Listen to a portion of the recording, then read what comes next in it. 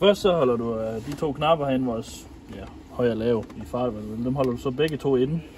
Så tager du koblingen ind, og så starter du bare.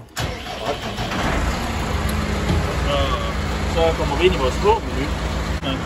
Ja. Så kan man frem. Og så trykker du frem. CL, det er bare det med temperaturen. Ja.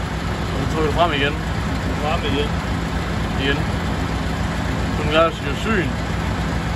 Jamen, og så er vi herinde i den her kalibreringsmenuen, hvor der står syn. Så herovre på håndtaget, så holder vi den bare inde, og så holder vi den inde. Så skriver den for eksempel DT, og så indtil den skriver N, så er vi ligesom klar. Og så skriver den N til sidst, når den er færdig. Yes. Og hvis det er automatisk, så skal man bare holde den her inde, og så skriver den syn, og så går den selv i gang. Og så går jeg selv igennem alle kalibreringer, så skal den skrive N.